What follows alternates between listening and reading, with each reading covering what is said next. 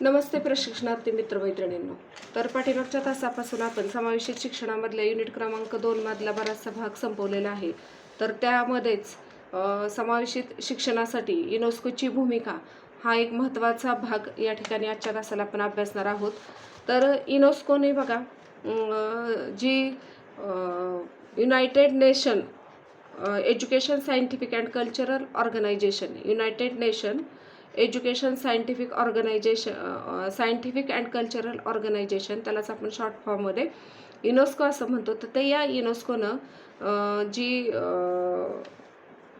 समावेशित शिक्षणाची परिभाषा केलेली किंवा व्याख्या केलेली ती बघा की वंचित बालकं आहेत, युवक आहेत किंवा प्रौढ आहेत यांच्या अध्ययन गरजांचा शोध घेत लक्ष केंद्रित करणारा विकासात्मक उपक्रम म्हणजे समावेशक शिक्षण. बघा, अपंग, युवक आणि प्रौढ यांच्या अध्ययन गरजांचा शोध घेणारा विकासात्मक यांच्या अध्ययन गरजांवर केंद्रित करणारा विकासात्मक उपक्रम म्हणजे समावेशित शिक्षण किंवा समावेशित शिक्षणाची आपल्याला पुढची व्याख्या अशी सांगता येईल की भिन्न क्षमता असूनही विशेष गरजा असलेल्या बालकांच्या सामान्य बालकांसमवेत एकाच वर्गात शिकण्याची समान संधी ज्या शिक्षणात असते किंवा ज्या शिक्षणात दिली जाते त्या शिक्षणाला म्हणायचे समावेशित शिक्षण. बघा पुन्हा एकदा, भिन्न क्षमता असूनही विशेष गरजा असलेल्या बालकांना सामान्य बालकांसमवेत एकाच वर्गात शिक्षण देण्याची समान संधी ज्या शिक्षण प्रक्रियेमध्ये दिली जाते त्यास म्हणायचे समावेशित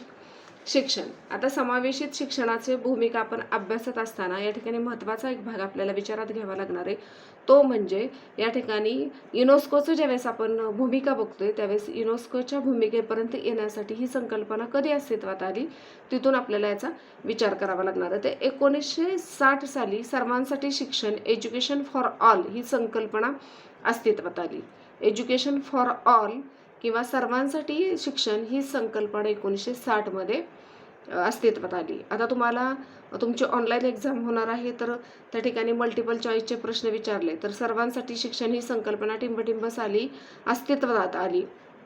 तर या ठिकाणी तुम्हाला उत्तर लक्षात ठेवायचं 1960 साली सर्वांसाठी शिक्षण, एज्युकेशन फॉर ऑल्स ही संकल्पना त्या ठिकाणी उदयास आली. त्यानंतर 1981च्या दरम्यान ह्या संकल्पनेचा जास्तीत जास्त प्रसार आणि प्रचार झाला. सर्वांसाठी शिक्षण म्हणजे प्रत्येक जाती, धर्म, पंथ किंवा कुठल्याही वयोगटाचा किंवा कुठल्याही बौद्धिक क्षमता असणाऱ्या प्रत्येक व्यक्तीला त्या ठिकाणी शिक्षण दिलं पाहिजे म्हणजे सर्वांसाठी शिक्षण ही संकल्पना त्या ठिकाणी काय झाली, उदयास आली. आणि तिचा प्रसार आणि प्रचार 1960ला ही संकल्पना उदयास आली पण प्रत्यक्ष तिचा प्रसार होईपर्यंत 1981चं साल उजाडलं होतं. त्यानंतर 1990 साली सर्वांसाठी शिक्षण या संकल्पनेतून समावेशित शिक्षणाची संकल्पना उदयास आली. आता आपण पहिल्यांदाच बघितलं की 1960ला सर्वांसाठी शिक्षण फॉर ऑल ही संकल्पना उदयास आली. त्याच्यानंतर 1960, 1970, 1980 आणि 1981 म्हणजे साधारण 20-21 वर्षांमध्ये या ठिकाणी या संकल्पनेचा उदय, प्रसार आणि प्रचार करण्यासाठी गेला. आणि मग ज्यावेळेस सर्वांसाठी शिक्षण ही संकल्पनाचा प्रचार आणि प्रसार झाल्यानंतर या संकल्पनेतूनच समावेशित संकल्पनेचा उदय 1990 साली झाला. त्यानंतर 1994 साली भारतासह 92 देशांनी आणि 25 शैक्षणिक संघटनांनी या संकल्पनेला चालना दिली. बघा, 1994 साली भारतानं सुद्धा ही संकल्पना स्वीकारली. त्याच्याबरोबर ऑल वर्ल्डमध्ये संपूर्ण जगामध्ये 92 देश आणि 95 शैक्षणिक संघटनांनी या संकल्पनेचा काय केलेला आहे, स्वीकार केलेला आहे. म्हणजेच या ठिकाणी ही संकल्पना अस्तित्वात आली 1960ला. त्याच्यानंतर 1981ला तिचा सर्वांसाठी शिक्षणाचा प्रसार ही संकल्पनेचा उदय आणि प्रचार प्रसार झाला. 1990ला सर्वांसाठी शिक्षणाच्या संकल्पनेतून समावेशित शिक्षणाची संकल्पना उदयास आली. आणि 1994ला भारतासह 92 देशांनी आणि 25 शैक्षणिक संघटनांनी ह्या समावेशित शिक्षण या संकल्पनेला चालना दिली. त्यानंतर 1999 मध्ये UNESCO, United Nation Educational Scientific and cultural organisation, UNESCO आपण ज्याला म्हणतो शॉर्ट फॉर्ममध्ये, ते बघा, United nation education scientific and cultural organisation म्हणजेच युनेस्को ही जी संस्था आहे या संस्थेनं प्रत्यक्ष ह्या संकल्पनेवर काम करायला सुरुवात केली. आणि मग युनेस्कोनं त्याची व्याख्या काय केली, सुरुवातीलाच आपण बघितली युनेस्कोची व्याख्या. युनेस्कोनं व्याख्या काय केली, जी वंचित बालकं आहेत, युवक आहेत, प्रौढ आहेत, यांच्या अध्ययनाच्या गरजांचा शोध घेत लक्ष केंद्रित करणारा विकसित उपक्रम म्हणजेच समावेशित शिक्षण. म्हणजेच 1999ला ज्यावेळेस प्रत्यक्ष वर्कआउट करायला या ठिकाणी युनेस्कोने सुरुवात केली, पूर्ण जगाच्या स्तरावर ह्या समावेशित शिक्षण प्रक्रियेमध्ये अपंग मुलांना समाविष्ट करून त्यांना शिक्षण देण्याची ही संकल्पना ज्यावेळेस उदयास आली, त्यावेळेस ह्या संकल्पनेच्या उदाहरणादाखल युनेस्कोने जी व्याख्या केली ती व्याख्या बघा, की वंचित बालक, युवक, प्रौढ यांच्या अध्ययनाच्या गरजांचा शोध घेत लक्ष केंद्रित करणारा विकासात्मक उपक्रम म्हणजेच या ठिकाणी आपल्याला म्हणता येईल की समावेशित शिक्षण. मग आता समावेशित शिक्षणाची संकल्पना उदयास आल्यानंतर सगळ्यात महत्त्वाचे 2 प्रोग्राम या ठिकाणी ह्या संकल्पनेला चालना देण्यासाठी, ह्या संकल्पनेला बळकटी देण्यासाठी युनेस्कोने आखले. त्याच्यामध्ये पहिलं होतं विशेष खोली योजना. ज्यावेळेस समावेशित शिक्षणामध्ये सर्वसामान्य मुलांना शिक्षण दिलं जाणार आहे, अपंग मुलांना शिक्षण दिलं जाणार आहे, पण अपंग मुलांसाठी त्या शाळेमध्ये विशेष खोली असेल, ज्या खोलीमध्ये अपंगांना शिक्षण देण्यासाठीची आवश्यक अशी विशेष शैक्षणिक साधनं त्या ठिकाणी उपलब्ध असतील. आणि ती साधनं जी अपंग मुलं आहेत त्या अपंग मुलांना त्या ठिकाणी शिक्षण घेताना ज्या त्यांच्या गरजा आहेत, त्यांच्या ज्या अडीअडचणी आहेत, त्यांच्या ज्या समस्या आहेत, त्या समस्येला अनुलक्षून त्या ठिकाणी त्या मुलांना त्या पद्धतीमध्ये शिक्षण दिलं जाईल. म्हणून पुन्हा एकदा बघा की युनेस्कोने 1999 साली ह्याच्यावर वर्कआउट करायला सुरुवात केल्यानंतर केलेली व्याख्या आपण बघितली. त्याच्यानंतर युनेस्कोने 2 जागतिक स्तरावर ज्या संकल्पना समावेशित शिक्षणासाठी आणल्या, त्यातली पहिली संकल्पना होती विशेष खोली योजना.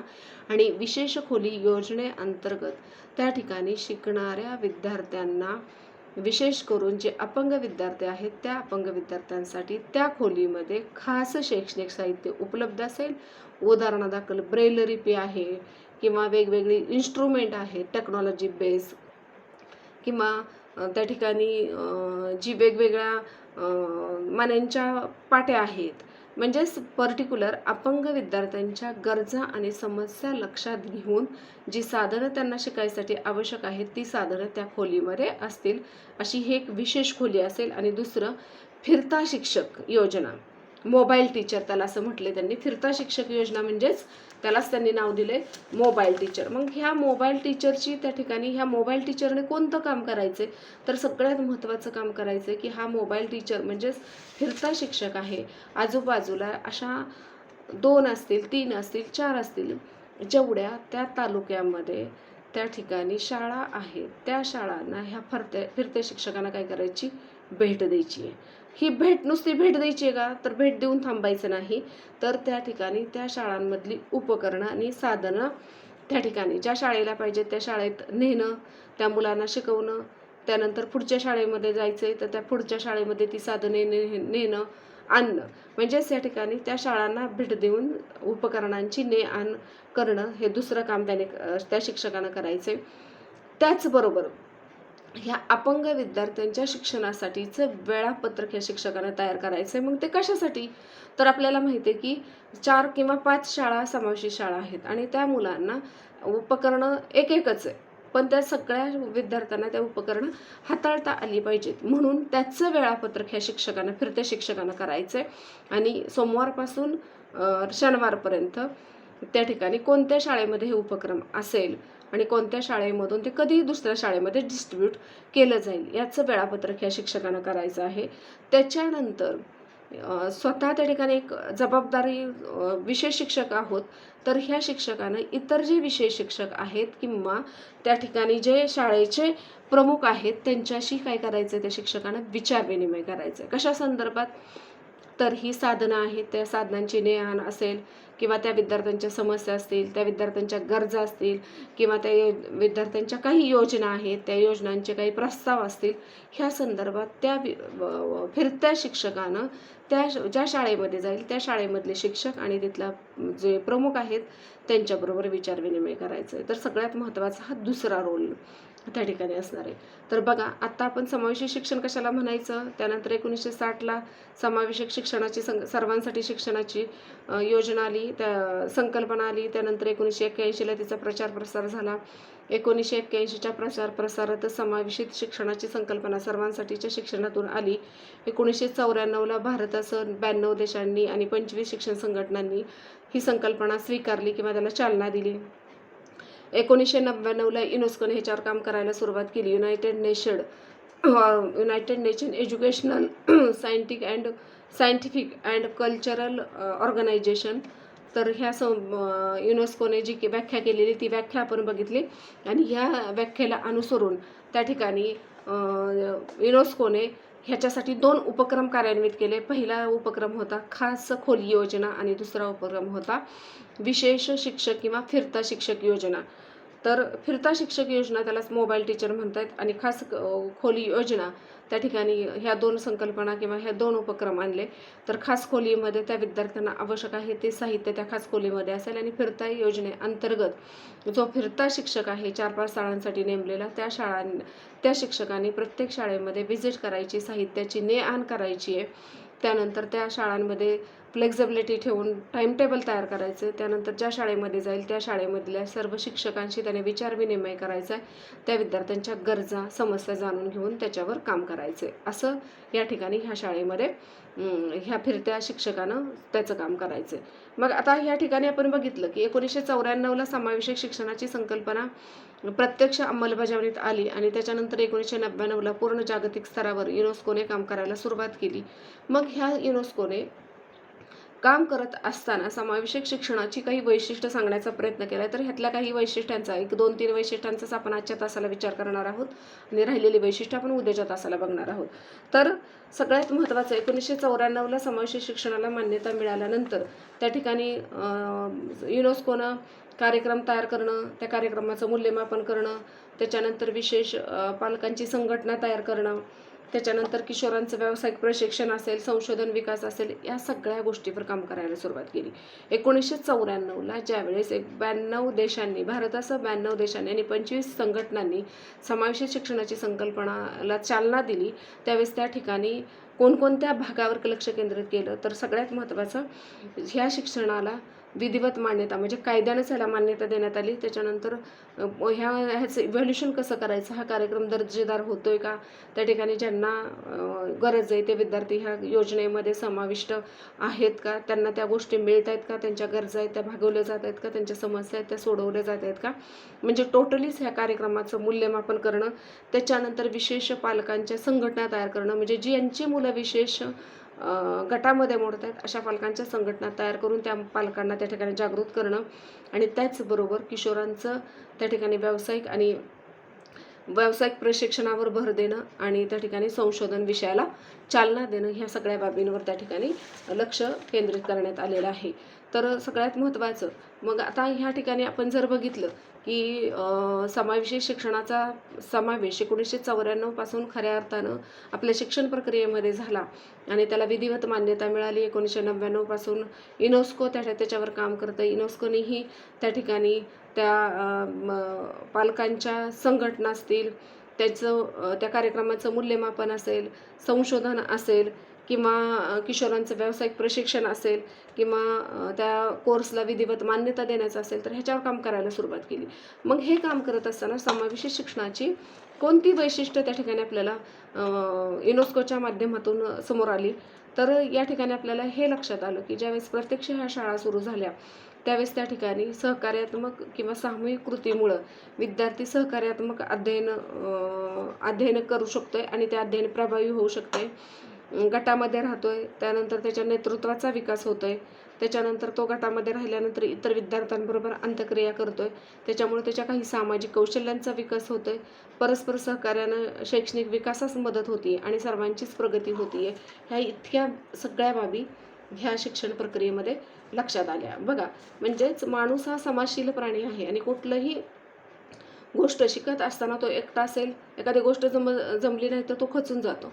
पण त्याच पिरियडमध्ये जर त्याच्याबरोबर कोण असेल, त्याच्या वयाचा आहे, त्या ठिकाणी त्याला मदत करतंय, तर थोडंसं त्याच्यामध्ये उमेद निर्माण होते आणि आपण पण करू शकतो. त्याने आपल्याला सहकार्य केले तर आपण ते करू शकतो.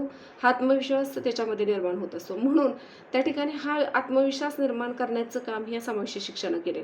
म्हणजे सामूहिक कृतीमुळं मुलं गटागटामध्ये बांधली गेली, एकमेकांबरोबर इंटरॅक्ट व्हायला लागली. त्याच्यामुळं त्यांचा विकासाचा सहभाग वाढला. त्यामुळे त्यांना नेतृत्व ती मुलं करायला लागली. त्यामुळे सामाजिक कौशल्यांचा त्या मुलांमध्ये विकास झाला आणि परस्परांच्या सहकार्यानं आपण शिकू शकतो. म्हणजेच या ठिकाणी सर्वांचीच प्रगती होऊ शकते. म्हणजेच एकमेकाला जर आपण सहकार्य केलं तर प्रत्येकाचाच त्याच्यामध्ये सहभाग खूप महत्त्वाचा आहे. ही सगळ्यात महत्त्वाचं समावेशी शिक्षणाचं वैशिष्ट्य समोर आलं. म्हणजे सामाजिक आंतरक्रियेच्या माध्यमातून अध्ययन चांगलं होतंय, नेतृत्व विकसित होतंय, आत्मविश्वास निर्माण होतोय, सकारात्मक अध्ययनास चालना मिळते, विद्यार्थ्यांच्या गटाची बांधणी होते. असं कित्येक फायदे ह्या समावेशी शिक्षणामुळं दिसून आले.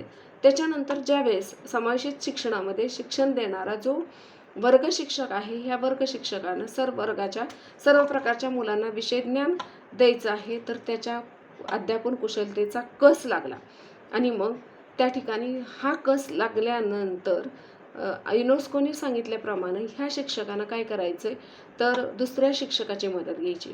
आपल्या शाळेमधला शिक्षक असेल किंवा फिरता शिक्षक असेल, त्या शिक्षकाची ह्या शिक्षकांना काय करायची, मदत घ्यायची आणि त्या ठिकाणी स्वतःच्या उणिवा म्हणजे त्या मुलांना आपण शिकवतोय तर कोणत्या अडचणी आपल्याला शिकवताना येत आहेत, त्या अडचणी ह्या दुसऱ्या आपल्या शाळेतल्या शिक्षकांच्या मदतीनं किंवा दुसऱ्या शाळेतल्या समावेशित शिक्षकाच्या मदतीनं ते सोडवायचा प्रयत्न करायचा आहे. आणि सगळ्यात महत्त्वाचं ह्या शिक्षकानं आंतरक्रियात्मक लवचिकता म्हणजे फ्लेक्झिबिलिटी राहिली पाहिजे. म्हणजेच मी फक्त ह्या वर्गाला शिकवतोय, मी आणि माझा वर्ग, त्या वर्गातले विद्यार्थी त्यांना येत असेल तेवढं मी शिकवेन, नसेल येत तर ते विद्यार्थी त्यांचे पालक बघतील, माझी एवढीच भूमिका आहे, असं न करता त्या ठिकाणी आंतरक्रिया लवचिक ठेवून जवळपास जेवढं शक्य होईल तेवढ्या सर्व शिक्षकांशी त्या शिक्षकांना काय केला पाहिजे, संपर्क साधला पाहिजे आणि स्वतःच्या उणिवा कमी करण्यासाठीचा प्रयत्न केला पाहिजे. स्वतःच्या गरजा त्या ठिकाणी आहेत, त्या गरजा भागवण्यासाठी त्या शिक्षकांना काय केलं पाहिजे, प्रयत्नशील राहिलं पाहिजे. तर हे 2 मुद्देच आपण ह्या तासाला अभ्यासणार आहोत. कारण ह्याच्याशी रिलेटेड युनेस्कोने सांगितलेल्या ह्या ज्या प्रोग्रॅमनुसार समावेशी शिक्षणाची कोणती वैशिष्ट्य समोर आली, ती वैशिष्ट्य आपण बघतोय. तर पहिलं वैशिष्ट्य आपण बघितलं होतं की सहकार्यात्मक अध्ययन. तर त्या सहकार्यात्मक पद्धतीनं अध्ययन झाल्यामुळं विद्यार्थ्यांमध्ये नेतृत्व गुणाचा विकास झाला, गटबांधणी झाली, विद्यार्थ्यांमध्ये आत्मविश्वास निर्माण झाला, आपण दुसऱ्यांच्याबरोबर स्वतःची प्रगती करून घेऊ शकतो. हे सगळे ह्याच्यामुळं फायदे झाले. त्याच्यानंतर दुसरा फायदा असा झाला की जो शिक्षक शिकवतोय त्याला शिकवत असताना ज्या उणिवा निर्माण झाल्या त्या उणिवा दूर करण्यासाठी त्याने इतर शिक्षकांची मदत घ्यायला सुरुवात केली. त्यामुळे शिक्षकांमध्ये सुद्धा काय झाल्या, आंतरक्रिया निर्माण झाल्या आणि म्हणून हा सगळा फायदा विद्यार्थ्याला सुद्धा झाला आणि शिक्षकाला सुद्धा झाला. मग अशी आणखीन कोणती गुणवैशिष्ट्ये किंवा समावेशी शिक्षणाची आहेत तर ती आपण उद्याच्या तासाला बघणार आहोत. तर आजच्या तासिकेमध्ये आपण समावेशी शिक्षण कशाला म्हणायचं त्याची एक व्याख्या बघितली. त्याच्यानंतर समावेशी शिक्षणाचा पूर्व इतिहास बघितला. त्याच्यामध्ये 1966ला सर्वांसाठी शिक्षण ते 1981 पर्यंत प्रचार आणि प्रसार झाला. सर्वांसाठी शिक्षणामधूनच समावेशी शिक्षणाची संकल्पना उदयास आली. 1994ला भारतासह 92 देशांनी आणि 25 शिक्षण संघटनांनी ती संकल्पनेला चालना दिली. 1999मध्ये united nation education scientific and cultural organisation UNESCO या संघटनेनं त्या ठिकाणी समावेशी शिक्षणाची व्याख्या केली.